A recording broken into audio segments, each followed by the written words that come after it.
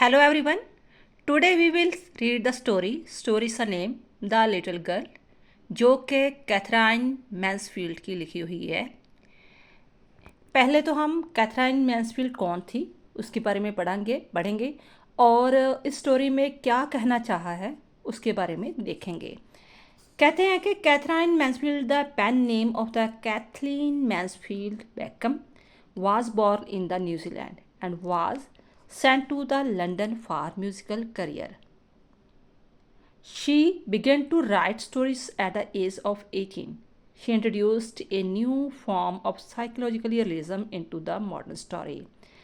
Catherine Mansfield, जो इसका नाम जो कैथलीन मैंसफील्ड बेकम था पूरा नाम, वो उसका जन्म न्यूजीलैंड में हुआ था और उसे आगे फर्दर स्टडी करने के लिए लंदन भेजा गया था।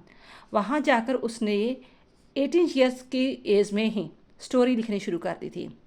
तो पहली बार ऐसा हुआ था कि किसी ने साइकोलॉजी रियलिज्म के रिलेटेड स्टोरी लिखनी शुरू की थी। कहने का भाव कि जो इंसान है साइकोलॉजी तौर पर कैसे इमोशनली टच होता है, क्या फील करता है, स्पेशली जो बच्चे हैं, उससे रिलेटेड स्टोरी लिखी थी। In the story the little girl, the author delineates a delicate father-daughter's relationship. Kazia is a sensitive girl, where her father is seemingly harsh and aggressive. The attitude of the father towards his daughter is such as to create a terror in the mind of the daughter. The father does not openly demonstrate his love for Kazia. He even beats her to teach her a lesson. Kazia is naturally afraid of him. But the moment she comes closer to him one night, she realizes that her father loves her and has a big heart, and even though he does not openly show his love for her. इस story में ये बताया गया है कि देखो, आपके साथ भी कभी ना कभी हुआ होगा, सभी के साथ नहीं बट 90% बच्चों के साथ ये चीज़ होती है कि उनको लगता है कि उसके मम्मी पापा बहुत ज़्यादा स्ट्रिक्ट है, हार्ड टाइप के हैं। वो दूसरों बच्चों की भी प्रेज़ करते हैं, रिलेटिव के बच्चों को तो सलाहते हैं, लेकिन हमें उतना प्यार नहीं देते। ठीक है, तो हमेशा एग्रेसिव रहते हैं, छोटी छोटी बातों में डांटते रहते हैं। लेकिन बाद में जब हम बड़े होते हैं तो हमें रियलाइज़ होता है कि वो अपने डेली लाइफ की रूटीन के कारण, जॉब के कारण, हार्ड वाली लाइफ जो है, डिफ़िकल्टी वाली लाइफ को स्पेंड करने के कारण वो हमारे साथ ऐसा बिहेवियर करते थे कि उनके पास इतना टाइम ही नहीं होता था कि वो हमसे खुलकर वो बच्चे बनकर हमारे साथ टाइम स्पेंड कर सके। तो काजिया को भी यही फील होता है कि उसके जो पापा हैं बहुत ही अग्रेसिव टाइप के हैं। ठीक है, तो हमेशा उसके लिए जो लड़की के मन में एक डर, टेरर बैठा रहता था।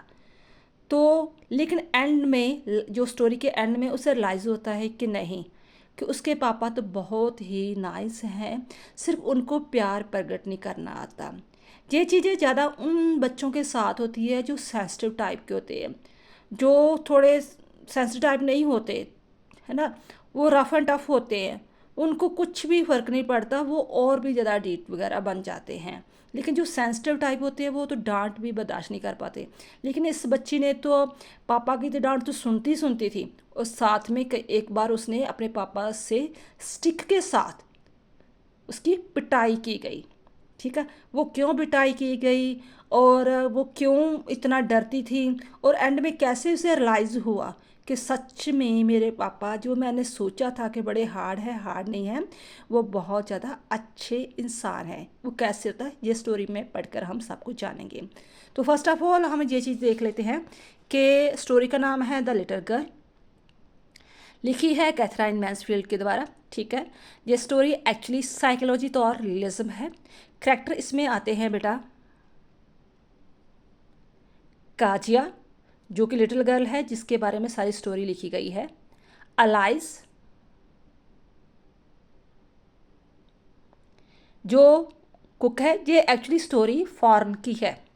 ठीक है, जहाँ पर वो दोनों अमीर फैमिली है, तो घर में एक जो मेड होती है वो खाना बनाने आती हैं। ठीक है, पापा जो है उसके डेली जॉब करने जाते हैं, उसे डेली डे नाइट्स जॉब वगैरह करनी पड़ती हैं।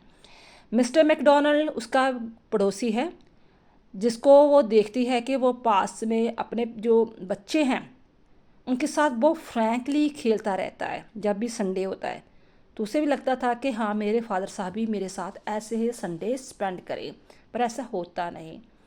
ट्रेजेडी क्या होती है, दादी माँ उसे कहती है कि तुम ऐसे ही बिन मतलब डरती रहती हो, ऐसी कुछ बात नहीं है। दादी सपोर्ट करती है उसे कि तुम ऐसे करो कि जब आपके पापा का बर्थडे आने वाला है उसे एक एज ए गिफ्ट के तौर पर पिन क्यूशन बनाओ, एक है ना क्यूशन बनाओ। तो वो सोचती है कि मैं उसके लिए क्वेश्चन बनाती हूँ, पापा के लिए सरप्राइज गिफ्ट दूंगी। लेकिन उस क्वेश्चन में भरने में कॉटन, उसके पास रुई नहीं होती, कॉटन नहीं होता। लेकिन उसकी जगह पर क्या करती है, अपने पापा के जो पेपर होते हैं उसे फाड़ कर बीच में डाल देती है। उसे नहीं पता था कि ये पेपर पापा लिए इतने इम्पॉर्टेंट है। यहीं पर उसकी पिटाई होती है। तो फिर एक बार क्या होता है कि मदर उसकी बीमार पड़ जाती है, हॉस्पिटल में होती है, ठीक है। तो दादी को भी उसके साथ रहना पड़ता है, तो अकेले ही घर में रह जाती है। यानी कि फॉरेन में होता है ना, बच्चे अकेले ही अपने कमरे में सोते हैं। तो उस दिन एक दिन उसे एक बहुत डरावना सपना आता है। तो एंड वाली लाइन बहुत इंपॉर्टेंट है, what a big heart you have got father dear. जो स्टोरी रीड आउट करते हैं, इस चीज़ को देखकर और इस चीज़ को देखकर आपको आप पूरी तरह प्रॉपर स्टोरी समझ में आ जाएगी।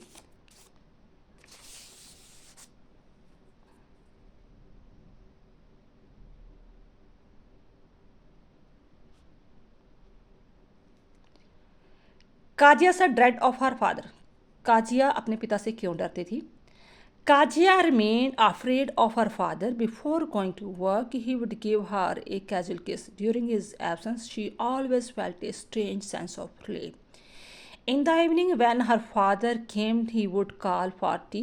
When she took off his shoe on her mother's asking, she would be asked if she had been a good girl. That okay? Kajia would try to say a few words, but in a vain. काजिया जो है अपने पापा से बहुत ज़्यादा डरती है। जब वो उसके पापा बेशक जब जाते हैं दफ्तर में काम करने के लिए, तो उसे एक फॉर्मेलिटी के तौर पर उसे उसके माथे को चूम कर जाते हैं। लेकिन फिर भी जब पापा घर से बाहर चले जाते हैं काम के लिए, तो वो फिर थोड़ा रिलीफ फील करती है, सेंस ऑफ रिलीफ फील करती है। अभी वो बच्ची, उसे नहीं पता कि क्यों हो रहा है मेरे साथ। तो जब वो शाम को आते हैं, उसके लिए चाय लेकर आती है और मम्मा के कहने पर उसके जो शूज़ भी उतारती है, टुक ऑफ हिज शूज़। तो जब उसके पापा उससे पूछते हैं कि क्या तुम सारा दिन अच्छी बच्ची बनी रही, तो कहना तो चाहती है कि हाँ यस, बट इतना डर रहता है अपने पापा का कि वो मुँह से कुछ भी शब्द नहीं बोल पाती। इस संडे आफ्टरनून, अब संडे में था कि जैसे वो डेली देखती है, संडे को देखती है कि हाँ जो आस पड़ोस के जो पापा होते हैं वो बच्चों के साथ खेलते हैं, तो शायद मेरे पापा भी मेरे साथ ऐसे खेलेंगे। On one Sunday afternoon, grandmother told Kajia to have a nice talk with her parents. Kajia, as usual, found her mother reading and her father snoring. She continued to wait for her father's awake. When he woke up, he only asked her not to stare, as she looked like an owl. कहते हैं वह जब Sunday आता है तो उसकी दादी सोचती है, दादी बेचारी कोशिश करती रहती है कि बच्ची जो सहमी हुई है, डरी हुई है, तो अपने मम्मी पापा के साथ उसकी अच्छी जो है बॉन्डिंग बने। तो अभी पेरेंट्स को ये चीज़ें रियलाइज़ नहीं हो रही, ठीक है। ये होता है आम तौर पर सोसाइटी में, बच्चा पैदा कर लेते हैं लेकिन वो ये चीज़ें भूल जाते हैं कि हाँ कि उनकी टेक केयर साइकोलॉजी के तौर पर, कि जस्ट ये नहीं कि कपड़ा उसे ले दो, गिफ्ट ले दो, इतना ही बहुत है, उसे प्यार भी चाहिए, इमोशंस टच भी चाहिए। ये चीज़ें इग्नोर कर देते हैं। यही उनकी बच्चों की आयु होती है, उम्र होती है 10-12 साल तक, कि उसको मादर फादर रिलेटिव का पूरा प्यार मिले। देन आफ्टर तो चलो, अब उसको कोई खिलौने के जो गिफ्ट की इतनी ज़्यादा नहीं होती जितना वो अपने पेरेंट्स के साथ टाइम स्पेंड करना चाहते हैं। तो बट क्या होता है कि दादी तो बेचारी कहती है कि चलो तुम ऐसे करना, संडे को मल्पी अपने पेरेंट्स के साथ कोशिश करना टाइम स्पेंड करने के लिए। तो बेचारी उसके कहने पर आती है, देखती है कि मम्मा तो आराम से अपनी किताबें कोई मैगज़ीन पढ़ रही है, उसे भी डिस्टर्ब नहीं करती। पापा सो रहे होती है और ज़ोर ज़ोर से स्नोरिंग कर रही होती है, ठीक है। लगातार वेट करती है, जब वो पापा उठ जाते हैं तो वो कहते हैं कि तुम क्या मेरी तरफ जो उल्लू की तरह जा करी हो। कोई इतनी डर जाती, सहम जाती कि कुछ कह नहीं पाती, कोई बॉन्डिंग वाला माहौल ही नहीं है। तो एंड में वो रियलाइज़ करती है इस चीज़ को शायद, कि मे बी शायद पापा डे नाइट ऐसे काम करते रहते हैं कि संडे को उसे थकावट हो जाती है इतनी कि संडे को वो अपने सॉकर नीड जो पूरी करना चाहते हैं, है ना। तो मम्मा भी कोई, तो जहाँ पर मुझे ये हो लगता है कि अगर फादर साहब उसके काम कर रहे थे तो मदर को एज अ पूरा मदर का रोल प्ले करना चाहिए था, उसके साथ टाइम स्पेंड करना चाहिए था। नहीं तो इतना वो अपने फादर की जो लेक ऑफ लव है वो इतना फील ही ना करती। Birthday gift. काजे से ग्रैंडफादर, अब जो दादी अब दूसरी कोशिश करती है। काजे से grandfather mother wanted her to make a pin cushion of yellow silk as a gift for the fathers birthday next week. Kazia made a pincushion. In her innocence, she stored some sheets of paper her father and stuffed them into it. The paper was actually an important speech her father was to deliver. दादी माँ के कहने पर कि हाँ आपको पता ही है कि आपके पापा का नेक्स्ट वीक पर बर्थडे आने वाला है, क्यों नहीं तुम उसके लिए एक गिफ्ट बना देती हैं। तो वो सोचती है कि मैं चलो उसके लिए एक pin cushion of yellow silk का जो एक बना देती हूँ, क्यूशन बना देती हूँ। तो उसके बीच में स्टफ़ करने के लिए वो क्या करती है, उसे जो कागज़ दिखाई देते हैं उसे फाड़ कर बीच में स्टफ़ कर देती है। तो बाद में उसे पता चलता है कि वो तो उसके पापा के बहुत इम्पोर्टेंट पेपर थे जो उसने पाड़ दिए, और उससे उन्होंने स्पीच तैयार की थी और वहीं पर वो स्पीच डिलीवर करनी थी उसके पापा ने। काजिया submission. When father looked for papers of his speech, he found them nowhere. Kazia had to tell him that she had torn those papers and stuffed them into the pincushion. She was asked to come to the drawing room. Father beat her on her hands with the ruler to teach her not to touch anything that did not belong to her. पापा अपनी अब speech को इधर उधर ढूंढ रहे थे, उसे कहीं नहीं मिल रही थी। तो काजिया बाद में बताती है कि वो तो पेपर मैंने फाड़ दिए थे, फाड़ कर मैंने क्या किया था, पिन क्यूशन के बीच में स्टफ्ड कर दिए थे। तो बाद में उसके पापा को इतना गुस्सा आता है तो कहता है कि तुम ड्राइंग रूम में आओ। ड्राइंग रूम में जब जाती है लड़की तो उसकी स्टिक के साथ, रूलर के साथ खूब पिटाई की जाती है। तो उसे सबक सिखाया जाता है कि नेक्स्ट टाइम तुम 100 बार सोचोगी मेरी चीज़ को हाथ लगाने से पहले, कि कभी मेरी चीज़ों को हाथ मत लगाना। अब देखो, बच्ची बेचारी इनोसेंट थी, ठीक है, तो ठीक उसने गलती की, लेकिन उसकी मम्मा को तो चीज़ समझानी चाहिए थी ना, चीज़ वगैरह, ठीक है। ज़रूरी नहीं होता कि पिटाई कर कर ही आप चीज़ किसी को समझा सकते हो। तो अगर मम्मा की भी बॉन्डिंग अच्छी रहती तो हो सकता है वो अपनी मम्मा से पूछती कि मैंने पिन क्यूशन बनाना है, इसके बीच में क्या डालूँ, तो मम्मा उसके प्रॉपर गाइड करती, ठीक है। तो अब वो और भी बच्ची सहम जाती है। काजिया's reaction. Kajia cried and sobbed. Hour later, her grandmother wrapped her in a shawl. As she was being rocked in the rocking chair, she asked with a sob, "What did God make a father for?" On seeing a neighbor father playing with his children, she thought that there were different kinds of father in the world. काजिया फिर बहुत ज़ोर ज़ोर से रोना शुरू कर देती है, तो दादी माँ उसे अपने शॉल के आसपास लपेट लेती है, रैप कर लेती है। तो वो सॉबिंग करते हुए आप कहती है कि परमात्मा फादर बनाता ही क्यों है। छोटी सी बच्ची देखो वो क्या क्वेश्चन पुट कर रही है, what did God make a fathers for, क्यों बनाता है पापा ऐसे ऐसे पापा क्यों बनाता है। लेकिन दूसरी तरफ अपने पड़ोसी पापा को देखती है, यानी कि पड़ोसी जो बच्चों के पापा होते हैं, वो बच्चों से बड़े आराम से खेल रहे होते हैं, पूरी मस्ती कर रहे होते हैं। तो वो सोचती हैं कि ये अलग ही दुनिया के पापा हैं जो अपने बच्चों के साथ पूरी शरारतें हंसी मजाक खेल रहे हैं, मेरे पापा ऐसे क्यों नहीं हैं। काजे सा नाइटमेयर। अब देखो बच्ची सहमी हुई है, कोई खुलकर बात नहीं कर रही, ऊपर पिटाई भी हो गई, अब बच्चे में दिमाग में प्रेशर बनना शुरू हो जाता है। तो अब जब प्रेशर बन रहा है तो सपने भी वैसे ही आएंगे, ठीक है, नेचुरली जो हम सोचते रहते हैं देखते हैं वही चीज़ें आती हैं ना रात को। तो one day Kajia was all alone with the lice, the cook, the father was sleeping in his room. Kajia's grandmother was with her mother in hospital because the mother was ill. In her sleep, Kajia had bad dreams. She saw a butcher with a knife coming near her. She screamed and would wake up her father. After hearing her scream, father took Kajia to his room and laid down with her on his bed. एक दिन क्या होता है कि काजिया को अपनी जो Alice cook है उसके साथ ही अकेले घर में रहना पड़ता है। पिता अपने कमरे पर लेटे हुए होते हैं, रात की बात है। तो जो दादी माँ है उसे हॉस्पिटल में जाना पड़ता है क्योंकि उसकी मम्मा जो है, यानी कि जो काजिया की मम्मा है, वो बीमार हो गई थी। तो उसे लड़की को एक डरावना सपना आता है कि कोई कसाई है, बुच्चर है, उसके पास जो चाकू लेकर आ रहा है। वो इतना घबरा जाती है, डर जाती है कि उसके सोते हुए बाद में जो उससे चीखें निकलने शुरू हो जाती है। उसकी चीखें सुनकर, स्क्रीम सुनकर उसके फादर जो है अपने कमरे से आते हैं और उसको बच्ची को उठाकर अपने बेड पर ले जाते हैं, उसे रिलैक्सेशन देते हैं कि तुम्हें क्या हुआ है। ठीक है, एक्चुअली फादर को प्यार डेमोस्ट्रेट करना नहीं आ रहा था कि इतना अपनी लाइफ में जॉब में बिज़ी हो चुका था कि पैसा कमाना, जॉब करनी, ये कुछ वगैरह, कि प्यार को कैसे बच्चे के लिए प्रकट करना, वो चीज़ें आ नहीं रही थी। लेकिन है तो उसकी बच्ची ना, तो वो उससे रहा नहीं जाता, उसे अपने पास ले जाते हैं। काजियलाइजेशन, ये एंड वाला पॉइंट है। अब जान के क्लाइमेक्स है स्टोरी का।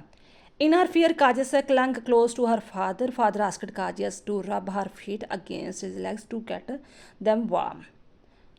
Kaja found his legs hard. उसने अपनी बेटी को कहा कि बेटी उसके साथ बिल्कुल चिपक जाती है, क्लंग मतलब इतनी डरी सहमी होती है। तो फादर अपनी बेटी को कहता है, देखो बेटा, तुम जो अपने पैर है ना, वो मेरे पैरों के साथ रब कर लो, ताकि जो तुम्हारे जो पाँव हैं वो गर्म हो जाएंगे, है ना, क्योंकि उस डरने के कारण थोड़ी ऐसे ठर गई थी, जैसे मतलब कोल्ड हो चुका था उसका शरीर। तो उसने, काजिया ने देखा कि उसके पापा कितने सचमुच हार्ड है, उसकी जो लेग्स है कितनी हार्ड है। Suddenly she realize that it was so because he had to work hard all the day.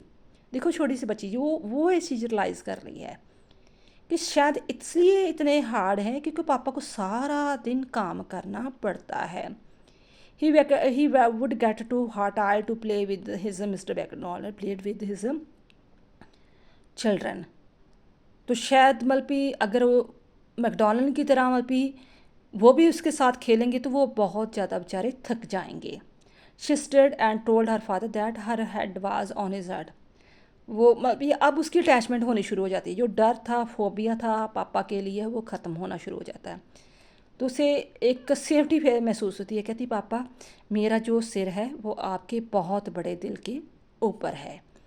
She exclaimed innocently, what a big heart you have got father dear. ए प्यारे पापा, तुम्हें भगवान ने कितना बड़ा दिल दिया है। तो एक्चुअली जे राइटर जो स्टोरी जे लिखने का उसका मकसद है कि हमें बच्चों की साइकोलॉजी स्टेज भी समझनी चाहिए। ठीक है, तो उसे टाइम देना चाहिए बच्चों के साथ जो कुछ भी है, ताकि उसके मन में कुछ भी बुरा असर वगैरह ना पड़े। तो साइकोलॉजिक तौर पर ये सारी स्टोरी वगैरह है। तो दूसरा फैक्ट ये भी है कि हम मैक्सिमम ये सोचते हैं कि हमारे पेरेंट्स बहुत स्ट्रिक्ट है, हार्ड है, छोटी छोटी बातों पर डांटते हैं। जब हम बड़े होते हैं तो हमें रियलाइज़ होता है कि शायद उनकी लाइफ बड़ी रफ टफ होती हैं, फॉर दिस रीज़न वो हमें टाइम नहीं दे पाते। आज हम भी वही कर रहे हैं, ठीक है, अपने बच्चों के साथ। तो अगर सच में नहीं करना चाहते तो हमें थोड़ा चेंज होना चाहिए, बच्चों के साथ टाइम स्पेंड करना चाहिए। आई होप आपको ये स्टोरी बहुत अच्छी लगी होगी। थैंक्स बेटा।